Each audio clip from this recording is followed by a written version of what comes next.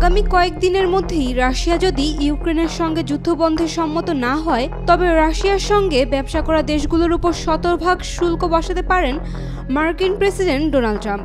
এমন সিদ্ধান্ত বাস্তবায়ন হলে আশঙ্কা করা হচ্ছে বিশ্ববাজারে তেল ও গ্যাসের দাম হু হু করে বাড়বে। ভারতের মতো দেশে তৈরি আইফোনের দামও হতে পারে দ্বিগুণ, কারণ আমদানি শুল্ক কোম্পানির উপর আরোপ করা হয়, আর এই কোম্পানিগুলো সাধারণত সব খরচই গ্রাহকের ওপর চাপিয়ে দেয়। বসুন্ধরা টিস্যু, অশুদ্ধতার বিরুদ্ধে এক বিন্দুও ছাড় নয়। বিশ্বের বৃহত্তম তেল রপ্তানিকারক দেশ রাশিয়া, যার প্রধান ক্রেতা চীন, ভারত ও তুরস্ক। ট্রাম্পের নতুন সেকেন্ডারি শুল্ক পদ্ধতিতে এসব দেশ রাশিয়ার সঙ্গে বাণিজ্য চালিয়ে গেলে তাদের পণ্য আমদানিতে যুক্তরাষ্ট্র শতভাগ শুল্ক আরোপ করবে।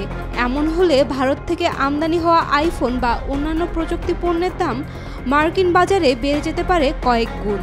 ট্রাম্পের বাণিজ্য নীতির অংশ হিসেবে ইতোমধ্যেই ভারতীয় পণ্যের উপর 25% আমদানি শুল্ক আরোপ করা হয়েছে। বিশেষজ্ঞরা বলছেন, শুল্ক শতভাগ করার সিদ্ধান্ত বিশ্ব অর্থনীতিতে বিশাল ধাক্কা দিতে পারে, কারণ আগেও 2022 সালে যুদ্ধের সময় বিশ্বব্যাপী মুদ্রাস্ফীতি বেড়ে গিয়েছিল।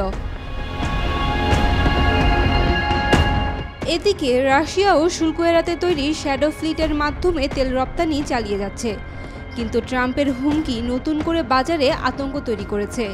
চীন ও ইউর ওপরও একই ধরনের শুল্ক চাপানো হলে তা যুক্তরাষ্ট্রের ভোক্তাদের জন্য মারাত্মক ব্যয়বহুল হয়ে উঠতে পারে।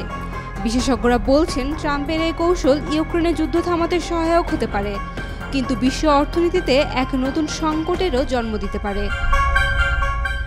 সাইম আক্তার, ডেইলি সান।